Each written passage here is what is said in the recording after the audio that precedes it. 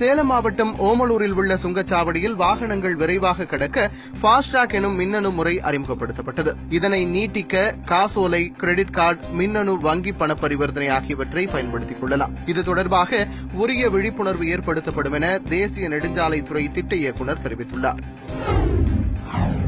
காஞ்சிபுரம் புதிய ரயில்வே நிலையம் அருகே உள்ள இந்தியன் வங்கி ஏடிஎம் மையத்தில் திடீரென தீ விபத்து ஏற்பட்டது. இதையடுத்து தீயணைப்புத் துறையினர் உடனே சம்பவ இடத்திற்கு வந்து தீயை கட்டுக்குள் கொண்டு வந்தனர். ஆனால் 2 ஏடிஎம் இயந்திரங்கள் தீயில் கருகின. ஆனாலும் அதன் உள்ளே இருந்த பல லட்சம் ரூபாய் மதிப்பிலான பணம் மீட்கப்பட்டது. இந்த விபத்து தொடர்பாக போலீசார் விசாரணை நடத்தி வருகின்றனர்.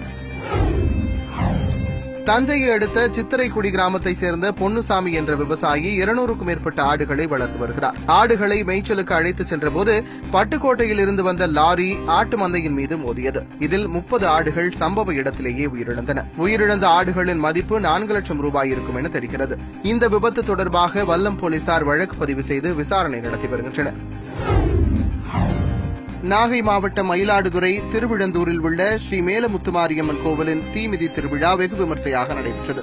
இதையொட்டி பக்தர்கள் தீக்குழியில் இறங்கி தங்கள் நேர்த்திக் கடனை செலுத்தினர். முன்னதாக காவிரி படித்துறையிலிருந்து ஏராளமான காவடிகள் புறப்பட்டு வீதி உலாவாக வந்தது. ஆனைமலை புலிகள் காப்பகத்தில் கோடைக்கால வனவிலங்கு கணக்கெடுப்பு பணிகள் துவங்கியுள்ளன. வரும் 30ஆம் தேதி வரை இந்த கணக்கெடுப்பு பணி நடைபெற உள்ளது. இதற்கான பயிற்சி வகுப்பு அட்டக்காட்டியில் உள்ள வனத்துறை பயிற்சி மையத்தில் நடைபெற்றது. தலைமை வன பாதுகாவலர் ரகுராம் சிங் துவங்கி வைத்த இந்த பயிற்சி வகுப்பில் வன அலுவலர்கள், வேட்டை தடுப்பு காவலர்கள், தன்னார்வலர்கள் என ஏராளமானோர் கலந்து கொண்டனர்.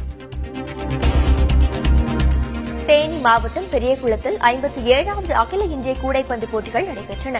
5 நாட்கள் நடந்த இந்த போட்டிகளில் இந்தியா முழுவதும் இருந்து தலைசிறந்த அணிகள் பங்கேற்றன. போட்டியின் இறுதி ஆட்டத்தில் பெங்களூர் விஜயா வங்கி அணி முதலிடத்தை பெற்றது.